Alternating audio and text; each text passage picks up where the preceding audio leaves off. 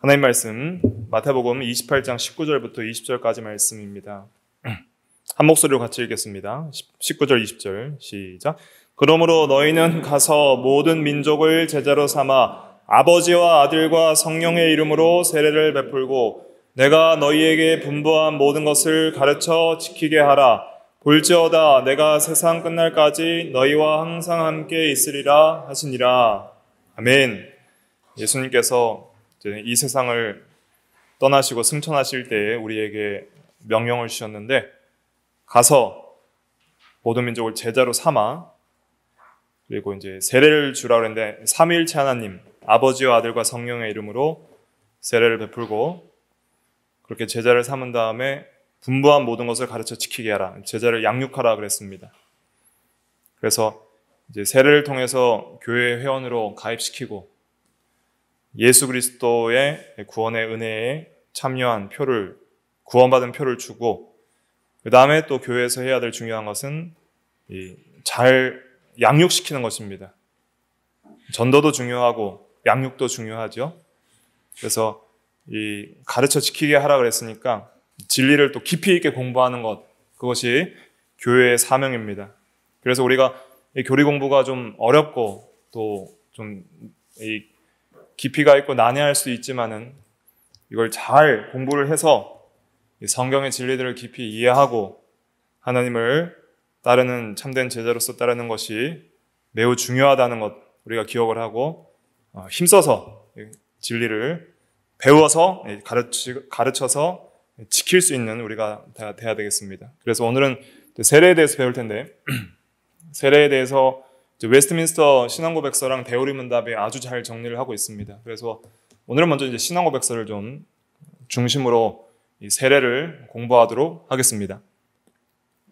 신앙고백서 제28장 세례에 관하여 1항 읽어가면서 제가 설명을 드리겠습니다. 세례는 무엇인가? 세례하면은 씻는 예식이죠. 씻을 새 예식 예자니까 씻는 예식인데, 세례는 예수 그리스도께서 제정하신 신약의 성례입니다. 세례나 성찬이나 전부 예수님이 명령하신 것입니다. 그렇기 때문에 우리가 지키는 거예요. 말씀의 권위를 따라 지키는 것이고, 구약의 성례와 구별돼서 이 신약에서 제정된 성례이다. 구약의 성례 두 가지는 무엇이죠? 할례와 유월절. 저번 시간에 배웠죠. 할례와 유월절은 특징이 뭐냐면 오실 그리스도를 예표하고 바라보는 거예요. 그래서 피가 있어요. 할례에도 피가 있고 유월절에도 피가 있고. 근데 신약의 성례에는 이제 피가 없어요. 피를 이제 예표하는 것, 기억하는 것이 있죠. 그래서 신약의 성례의 특징은 이미 오신 그리스도를 기억하고 또 기념하는 의미가 있다. 이렇게 이해하시면 되겠습니다. 특별히 이제 세례에 있어서 성부, 성자, 성령의 이름으로, 삼위일체 하나님의 이름으로 세례를 주라 말씀을 하셨습니다. 세례는 이제 믿는 자에게 주는 거예요. 그래서 마가복음 16장 16절에는 믿고 세례를 받는 사람은 구원을 얻을 것이요 믿지 않는 사람은 정죄를 받으리라. 믿는 게 중요한 거예요. 세례는 참으로 믿는 표로 주는 거예요. 믿음으로 구원받은 표로 주는 거예요. 참으로 이 사람이 예수 믿고 그리스도의 피로 죄를 깨끗하게 씻었다, 죄 씻음을 받았다라는 표로 세례를 주는 거예요. 믿은 표, 구원받은 표가 세례이다. 그래서 세례받은 당사자를 유형교회에 엄숙하게 가입시키는 뜻이 있어요. 세례를 받음으로써 이 사람이 참으로 이제 유형교회의 회원이 되었다, 세례교인이 되었다라는 것을 의미하는 것이죠. 세례교인의 권한이 있습니다. 세례교인은 이제 유형교회에 가입을 해서 참으로 이제 예수 믿는 사람이라는 그런 표를 받는 것이죠. 그래서 고린도전서 12장 13절 같이 한번 읽어볼게요. 시작. 우리가 유대인이나 헬라인이나 종이나 자유인이나 다 한 성령으로 세례를 받아 한 몸이 되었고 또 한 성령을 마시게 하셨느니라. 네. 한 성령으로 세례를 받아 한 몸이 되었다. 한 몸이 되었다는 것은 교회의 일원이 되었다는 것이죠. 교회의 한 지체가 되었다. 그래서 세례의 실질적인 역사는 이제 성령을 통한 세례를 상징하는 것이죠. 세례가 우리의 몸을 씻듯이 성령께서 그리스도의 피의 진리로, 그리스도의 피로 말미암아 우리의 영혼의 죄를 씻는다는 것을 상징하는 거예요. 그래서 육적인 세례는 그 영적인 성령의 세례를 이제 상징하는 것입니다. 그래서 세례 받은 자는 이제 참 그 교회 회원이 되는데, 이제 이 의식적인 세례를 받은 사람은 유형교회 회원이 되는 것이고, 참으로 성령의 세례를 받은 사람은 이제 누구 교회 회원이 되는 거예요? 무형교회 회원이 되는 거예요. 무형교회. 보이지 않는 참된 무형교회, 하나님의 교회의 회원이 되고 지체가 되는 것이다. 이렇게 이해하시면 되겠습니다. 그래서 세례는 가입의 의미가 있다. 네, 기억하십시오. 세례는 가입의 의미가 있고 성찬은 교제의 의미가 있습니다. 그 다음에 그 당사자에게는 은혜 언약의 표와 인이 되며, 은혜 언약은 믿으면 구원받는다는 약속이죠. 예수를 믿으라, 그리하면 너와 내 집이 구원을 받으리라. 이게 은혜 언약인데, 그 은혜 언약을 내가 이제 받아들이고 믿어서 구원받은 표로 주는 거예요. 세례는 칭의받은 표, 중생한 표, 하나님의 자녀가 된 표, 은혜 언약의 믿음으로 참여한 표, 그래서 하나님과 함께한 표, 하나님의 백성된 표, 다 표와 또 확실하게 그것을 깨닫게 하는 이제 인이 되는 것이죠. 저번 시간에도 했으니까 좀 넘어가도록 하겠습니다. 그 다음에 세례의 뜻은 또 접붙임, 연합의 의미가 있습니다. 내가 이제 그리스도와 하나가 되었다, 연합되었다는 의미가 있어요. 그래서 갈라디아서 3장 27절 읽어볼게요. 시작. 누구든지 그리스도와 합하기 위하여 세례를 받은 자는 그리스도로 옷 입었느니라.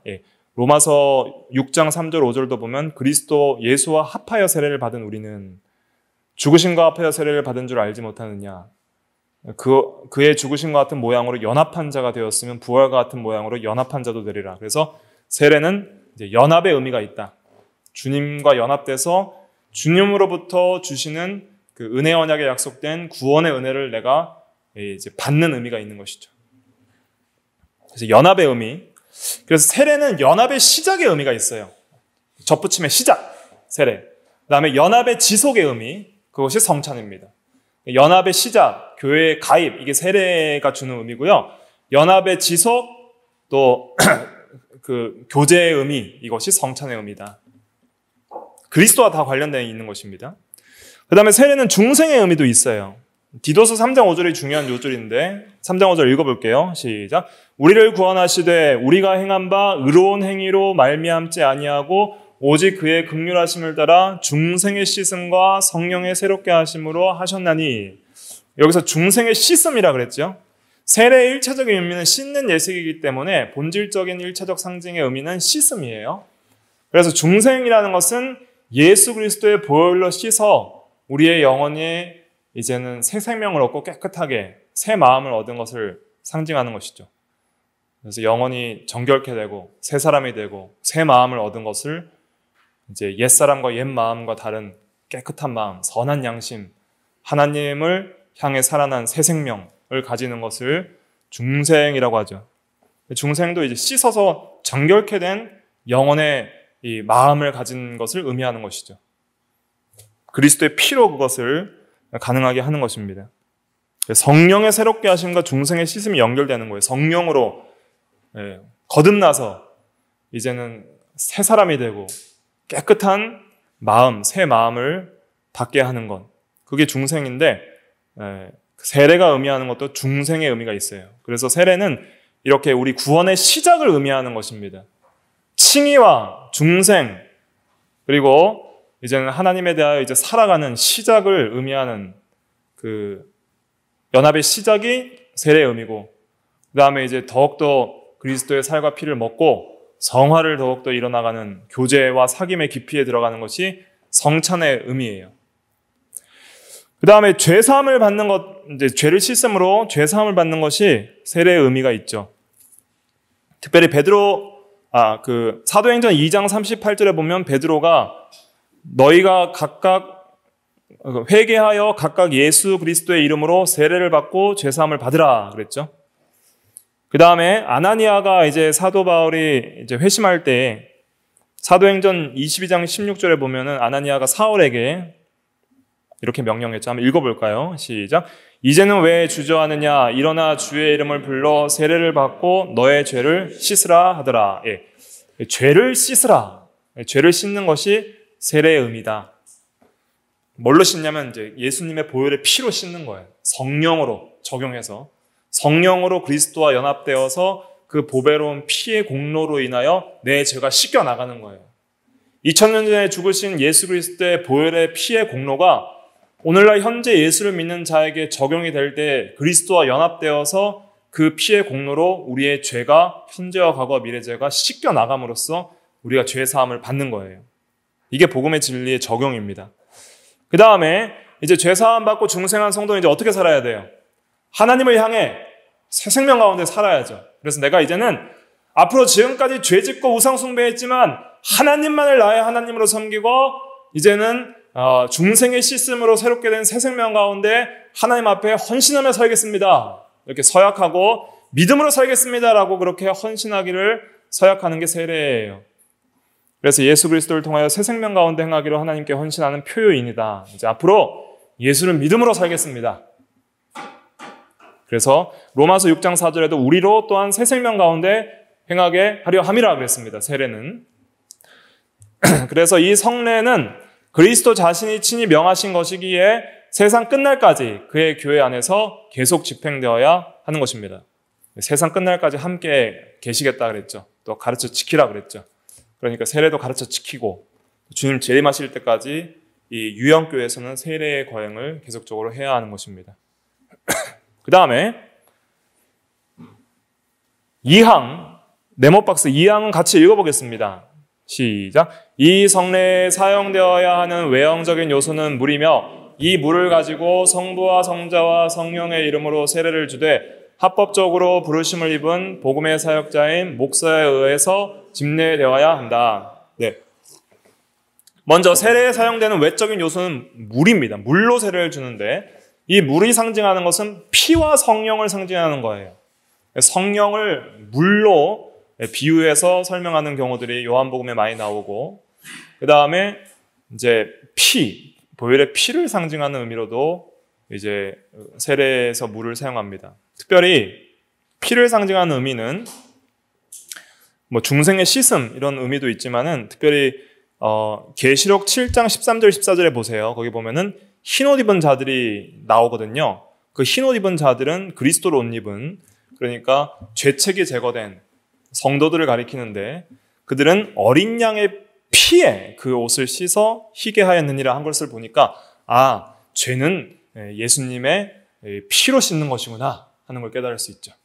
그러니까 세례에 사용된 물은 그리스도의 피를 상징하는 것으로서 나의 더러운 육체가 물로 깨끗하게 씻음을 받듯이 나의 더러운 죄는 그리스도의 뭘로 깨끗해지는 거예요? 피로 깨끗해진다 하는 것을 믿는 거예요.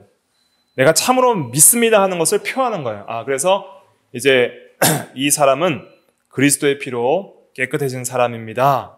참으로 구원받은 사람입니다. 이렇게 표를 주는 거예요. 그 다음에 성령으로 씻는 것을 상징합니다. 2페이지 넘어가셔서 아까 살펴본 것처럼 디도서 3장 5절에 보면 중생의 씻음과 성령의 새롭게 하심이라고 그랬으니까 이제 내적으로는 성령께서 보혈의 피의 복음의 말씀을 적용하셔서 우리로 깨끗함을 받게 하는 거예요. 그러니까 피와 성령이 함께 씻는 거예요. 따로가 아니라 피와 성령이 함께 우리의 죄를 씻는 것이다. 성령께서 그리스도의 피를 우리에게 적용하셔서 그 공로가 우리에게 적용이 돼서 그 죄가 씻겨나가게 하시는 것이다. 이렇게 이해하시면 되겠습니다. 그 다음에 물이 몸에서 더러운 것을 씻어내는 정화의 능력을 지닌 것처럼 그리스도의 보혈은 죄책을 제거하고 더럽혀진 양심을 깨끗하게 합니다. 그래서 이 세례를 받으면 우리가 양심이 깨끗해져요. 선한 양심을 가지게 됩니다. 이 선한 양심이라는 것은 이 베드로전서 3장 21절에도 등장하는데 한번 같이 읽어볼까요? 시작. 물은 예수 그리스도께서 부활하심으로 말미암아 이제 너희를 구원하는 표니 곧 세례라. 이는 육체의 더러운 것을 제하여 버림이 아니요 하나님을 향한 선한 양심의 강군이라. 세례 받는 것은 육체의 더러움을 제거하는 의미가 아니죠. 그것은 오히려 영혼의 더러움과 죄를 제거하는 것이고, 그렇게 제거가 됐을 때에 성도들은 선한 양심을 가지게 됩니다. 양심이 깨끗해지는 것이죠. 선한 양심의 특징은 말씀과 성령의 비판을 받는 양심이에요. 말씀의 비판받고 성령의 비판을 받아서 이제는 하나님을 향해서 바로 살기를 원하는 양심. 하나님 이제 양심대로, 하나님의 법대로 그렇게 바로 살기를 원합니다. 하나님, 이제 이 성령을 따라 진리를 따라 양심을 바로 써서 범사에 하나님 앞에 양심대로 살게 하여 주옵소서. 그렇게 이제 간구하는 것이죠. 거룩하게 살기를 원합니다. 이것이 이제 양심이 깨끗해진 성도들의 신앙이다 할 수 있겠죠. 성령은 이렇게 그리스도의 영으로서 영혼을 죄의 오염으로부터 이제 정결하게 하시는 것입니다. 그런 이제 씻음과 정결과 선한 양심을 갖게 된 표가 세례다. 그 다음에 성경은 그리스도의 이름으로 세례를 베풀라고도 명령을 합니다. 성부, 성자, 성령 삼위일체 이름뿐 아니라 예수님의 이름으로 세례를 베풀라는 명령하는데, 사도행전 2장 38절에도 보면 베드로가 이르되 너희가 회개하여 각각 예수 그리스도의 이름으로 세례를 받고 죄사함을 받으라. 그 다음에 사도행전 10장 48절 예수 그리스도의 이름으로 세례를 베풀라. 19장 5절 주 예수의 이름으로 세례를 받으니. 그러니까 예수님의 이름으로 세례를 베푸는 거예요. 자, 그럼 세례를 베풀 때 목사가 어떻게 세례를 베푸느냐? 실제 세례식에 할 때는 이제 예수 그리스도를 믿는 자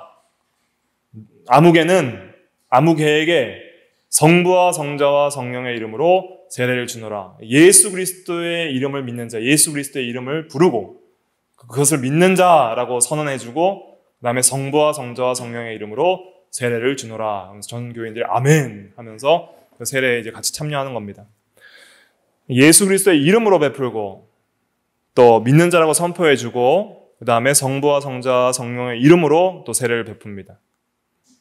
그래서 이 아버지와 아들과 성령의 이름으로 세례를 베풀라 그랬는데, 성부, 성자, 성령의 이름 할 때 그 이름은 단수예요. 단수.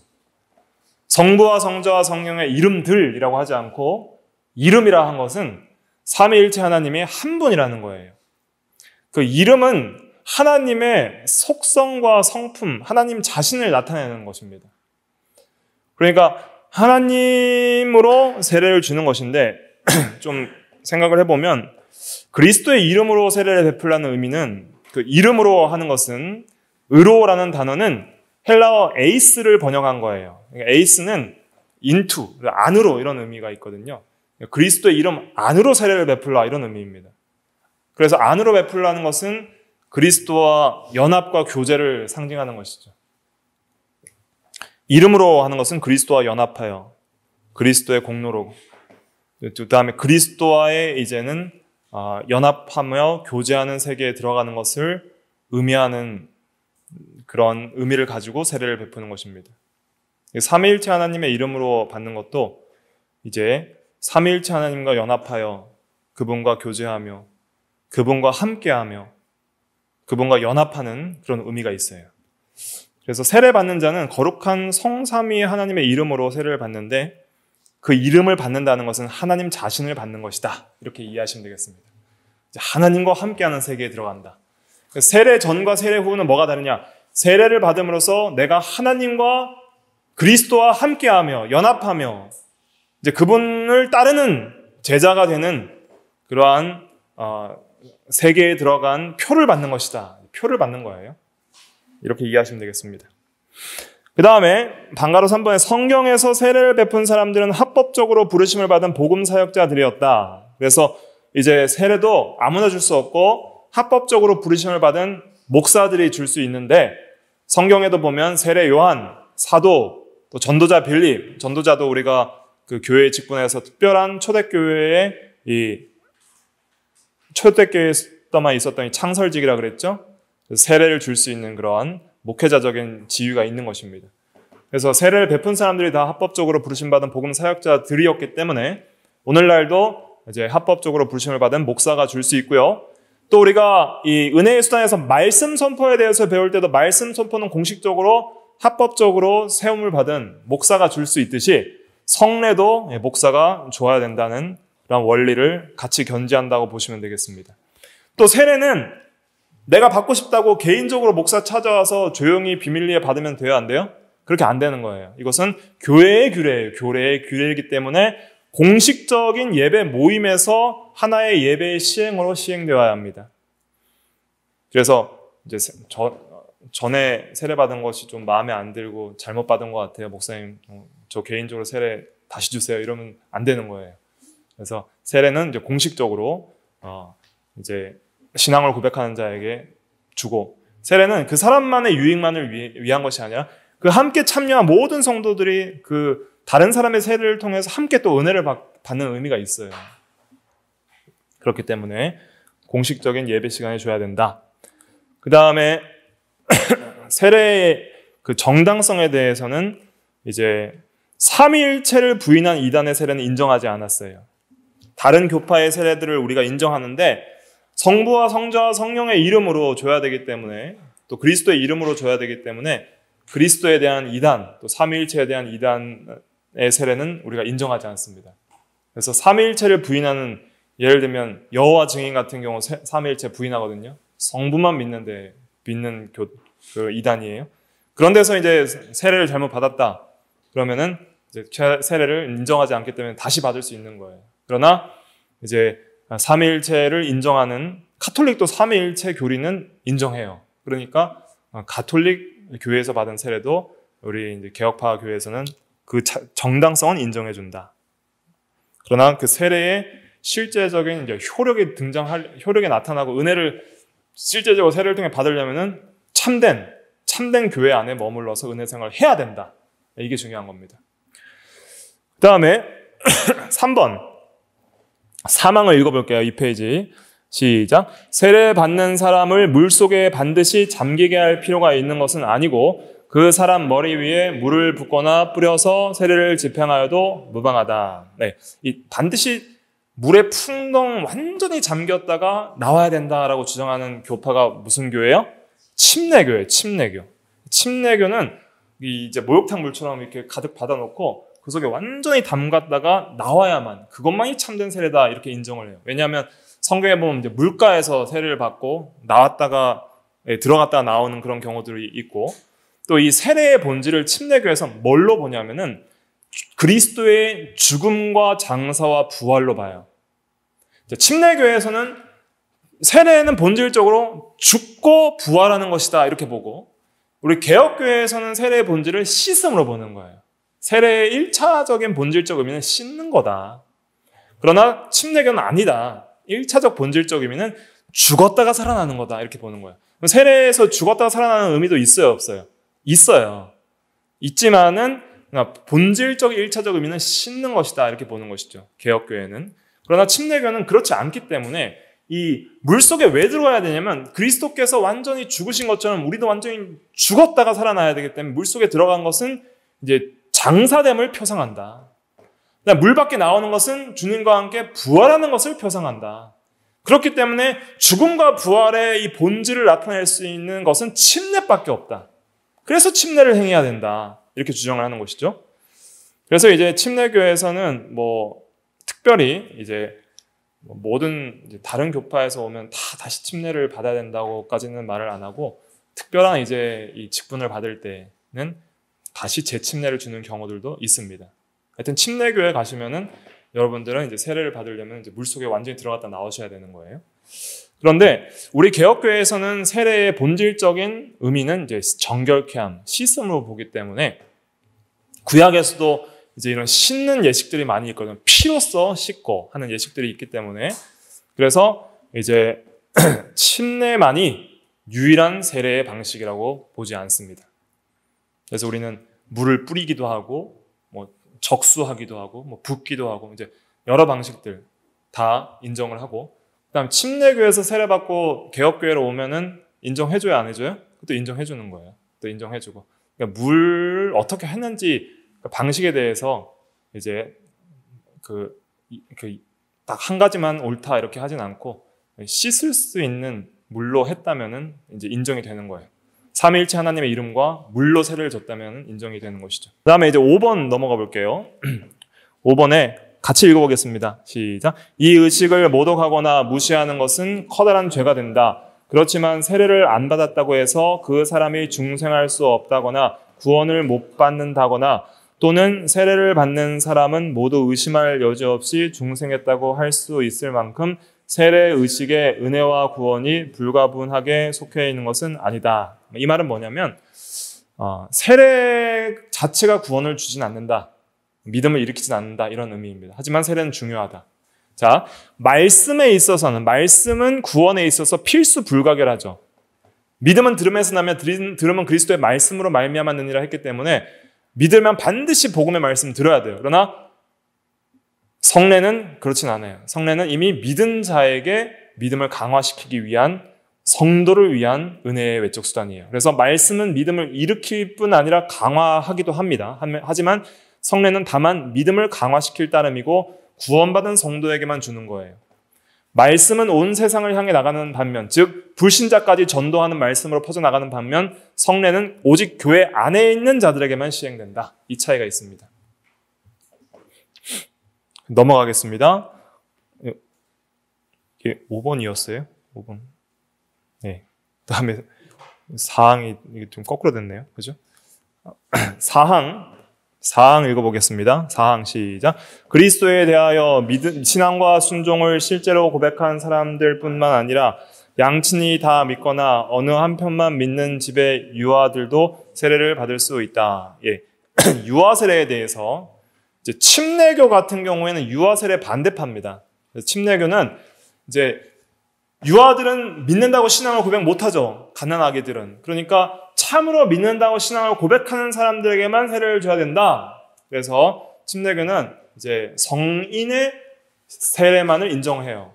옛날에는 또 제세례파라고 있는데 침례교는 이제 제세례파 조금 같은 계열은 아닌데 아무튼 제세례를 주는 파들은 전부 유아 세례를 인정 안 합니다. 그리고 이제 그 신자의 참된 신앙 고백이 있는 자들만 세례를 받을 수 있다 이렇게 말하죠. 그런데 우리 이제 장로교 또 개혁주의 교회는 유아 세례를 줍니다. 그럼 그들은 이제 신앙 고백을 하지 않지만 이제 어릴 때 유아 때 아직 말도 잘 못할 때 한 편이나 둘 다 믿는 부모의 집안의 자녀들 세례를 주는 거예요. 그럼 어떻게 주냐? 예수 그리스도를 믿는 자의 자녀 누구 아무개는에게 자녀에게 성부와 성자와 성령의 이름으로 세례를 주느라 부모의 신앙을 보고 자녀에게 세례를 주는 거예요. 그럼 그 원리가 어디서 오느냐? 바로 이제 언약에서 오는 거예요. 언약. 그래서 아브라함 언약이 이제 우리 새 언약을 통하여 쭉 이렇게 이어지는 연속성이 있다고 보고 아브라함에게 하나님께서 구원의 언약을 맺으실 때에 너와 내 후손 사이에 영원한 언약을 삼고 너와 내 후손의 하나님이 되리라 그랬죠. 그리고 사도행전 16장에도 보면은 주 예수를 믿으라 그리하면 너와 내 집이 구원을 받으리라. 하나님께서 이렇게 구원의 언약을 맺을 때 그와 또 그의 가정, 자녀들에게까지 구원을 약속해 주신 그 언약 때문에 구약의 언약과 신약의 언약은 본질에 있어서는 동일하다. 시행에 있어서는 차이가 있지만 본질에 있어서는 동일하다고 보기 때문에 구약의 할례가 신약의 세례로 대체되었으니 할례도 자손에게까지 함께 준 것처럼 세례도 우리가 자녀에게 줄 수 있다. 이렇게 말을 할 수 있는 것이죠. 그럼 성경에서 유아세례를 준 본문은 있어요? 없어요? 없어요. 유아세례를 준 본문은 없어요. 그러나 하지만 유아세례가 폐해졌다는 말도 없기 때문에 그리고 새 언약 시대인 지금 신약 시대는 구약보다 더 이 언약이 더 강화됐지 폐해지진 않았기 때문에 그런 언약의 표에 있어서도 그대로 유지된다고 믿는 것이 바른 성경적 관점이다 할 수가 있겠습니다. 또 신약 시대에도 보면은 가정에게 이 세례를 준 그런 경우들이 있어요. 3페이지 이제 앞으로 좀 살펴볼게요. 2번부터 좀 보고 넘어가겠습니다. 그 방가로 2번에 보면 구약 시대의 유아들이 할례를 받았다면 신약 시대의 할례를 대신하는 세례를 받는 것이 당연하다. 골로새서 2장 11절에 보면 신약 시대의 세례가 할례를 대체했다는 사실을 분명하게 알 수 있다. 그 다음에 3페이지 마지막에 방가로 3번에 보면 가장이 믿음을 고백할 때 그의 가족 모두에게 세례를 베푸는 것이 사도들의 관습이었다. 바울은 루디아와 그의 가족, 빌립보 간수와 그의 온 가족, 스데바나 집사람에게 세례를 베풀었다. 예. 넘어가겠습니다. 4페이지 얼마 안 남았습니다. 4번에 믿는 부모의 자녀들은 세례를 받아야 한다. 고린도전서 7장 14절 한번 읽어볼까요? 그 밑에 시작. 믿지 아니하는 남편이 아내로 말미암아 거룩하게 되고 믿지 아니하는 아내가 남편으로 말미암아 거룩하게 되나니 그렇지 아니하면 너희 자녀도 깨끗하지 못하니라. 그러나 이제 거룩하니라. 그래서 한편만 믿어도 자녀가 깨끗하고 거룩해진다 그랬습니다. 거룩하다는 것은 하나님께 드릴 수 있다 이런 의미인데 자녀를 하나님께 드리는 방법은 세례이죠. 세례를 받고 하나님의 구별된 언약 백성, 하나님의 자녀로서 하나님께 드릴 수 있는 것이죠. 아무튼 한편만 믿어도 세례를 베풀 수 있다는 근거 구조를 이제 고린도전서 7장 14절로 삼는다 볼 수 있겠습니다. 그 다음에 5번에 보면은 유아세례 반대자들은 성경에 유아세례를 주라는 명령이 없다는 것을 반대의 근거로 듭니다. 그러나 유아세례를 폐했다는 성경 말씀도 없고 특권이 철회되지 않았다면 그것이 계속된다고 생각해야 옳다 이렇게 생각할 수 있겠습니다. 그 다음에 6항 녹색 글씨 6항 한번 읽어볼게요. 시작. 세례의 효력은 그것이 집행되는 그 순간에 꼭 발생되는 것은 아니다. 그럼에도 불구하고 이 의식을 옳게 집행하게 되면 하나님께서 정해놓으신 때에 하나님의 자신의 뜻하신 바 계획을 따라서 약속된 은혜를 받도록 되어 있는 사람, 어른이든 유아이든에게 성령으로 말미암아 그 은혜가 제공될 뿐만 아니라 또한 실제로 나타나고 부여된다. 네, 그래서 세례라는 것은 신자들을 위해 지정된 것이며 이제 새로운 삶, 중생의 삶을 이루어내는 기능을 발휘하는 것이 아니고 강화의 수단입니다. 그렇기 때문에 이 세례 자체가 구원을 주는 건 아니에요. 진리의 말씀과 성령의 은혜 주심이 구원 주는 겁니다. 그러면 이제 우리가 세례를 받았다 할지라도 그 세례의 그 은혜의 수단의 효력은 언제 나타날 것인가? 그죠? 세례를 받는 즉시 성인들에게는 나타날 수도 있어요. 그러나 유아들에게 있어서는 또 그 이후에 이제 하나님의 성령의 역사가 말씀으로 이루어질 때에 세례를 함께 더불어서 은혜를 줄 수 있는 것이죠. 저도 유아 세례 받았거든요. 세례 받은 기억이 없어요. 그럼 세례의 은혜를 어떻게 내가 누리게 되느냐? 하나님의 성령이 그리스도의 피로 나의 죄를 씻음을 믿게 하실 때에 내가 참으로 죄 씻음을 받고 유아 때부터 하나님께서 나를 언약 자손으로 택하셔서 창세전부터 그리스도 안에서 나를 택하셔서 이렇게 나를 먼저 사랑하시고 구원해 주셔서 세례도 주시고 이렇게 내가 참으로 죄 씻음 받게 하셨구나 하는 걸 깨닫고 믿음의 확신을 가지고 은혜의 감격을 가지고 이렇게 그 세례를 기억하면서 받았다는 것을 이제 부모를 통해 들음으로 기억하면서 감사할 수 있는 것이죠. 그리고 또 성도들도 세례 받는 순간에 뭐 특별한 신비적인 체험이 없다 하더라도 그 세례를 통해서 하나님의 은혜를 더 받고 또 하나님께 헌신하는 그런 시간을 가질 수 있을 뿐 아니라 이후에 지나서 내가 믿음의 시련이 있고 구원의 확신이 없을 때 세례받은 걸 기억하면서 나 그렇지 세례받은 자였지 중생의 씻음과 성령의 새롭게 하심의 역사를 내가 받았다는 표를 가진 자이지 하나님이 참으로 나를 구원하신 것이 맞구나 그런 은혜의 강화의 수단 믿음의 강화의 수단으로 삼을 수 있다 하는 것을 기억해야 됩니다. 그래서 유아들이 어떻게 신자로 간주될 수 있는 문제가 있죠. 믿음을 표시할 수 없는데 어떻게 영적으로 믿음을 강화시킬 수 있냐. 그것은 꼭 그 시간에만 아니라 이제 부모에게서 태어난 유아들은 언약 자녀들이기 때문에 이제 중생의 약속을 포함한 하나님의 약속의 후손들이고 세례의 영적인 효과는 성령께서 주시는 거예요. 세례를 시행할 때에 제한되는 것이 아니라 일생을 통하여 지속된다. 세례는 일생을 통하여 지속되고 계속적으로 사용해야 될 은혜의 수단입니다. 나는 세례받은 자다. 나는 세례받은 자다. 중생의 씻음과 그리스도의 피로 씻음을 받은 자다. 이 진리를 기억하는 거예요. 그러면 세례를 기억하면서 뭘 기억해야 돼요? 복음 진리를 기억하는 거예요. 복음 진리. 그리고 성령의 역사를 기억하는 거예요. 성령의 새롭게 하심으로 내가 세례받은 자지. 내적으로 성령 세례를 받아서 피로 씻음을 받은 자이지 그것을 표한 것이 세례였지 그러면서 그 진리를 더 기억하고 믿음을 강화시키게 한 수단으로 외적인 성례를 베푸는 거예요. 성례는 결국 말씀으로 우리를 인도하고 성령의 역사를 깨닫게 하는 그런 은혜의 강화의 수단으로 사용되어야 하는 것이죠. 그게 없으면, 그러니까 말씀 빼고 성례만 하는 것은 아무 소용없다. 결국 성례는 말씀과 성령의 역사로 우리를 인도하고 믿음을 강화시키는 그러한 길로 우리를 이끌어야 된다. 이게 중요한 겁니다. 그 다음에 세례의 효용성은 세례를 받을 그 당시에만 제한되는가? 그렇지 않다는 것이죠. 그래서 세례의 효용성은 세례받은 이후부터 사람의 전 인생을 보호합니다. 그래서 유아 때 세례를 받은 자들은 이러한 기독교의 경험을 심리적으로 느낄 수 있는 나이에 진입할 때 회개하고 믿고 구원의 확신을 얻으며 성화를 추구하며 세례를 전에 받았다는 걸 통해서 구원의 확신을 얻을 수 있죠.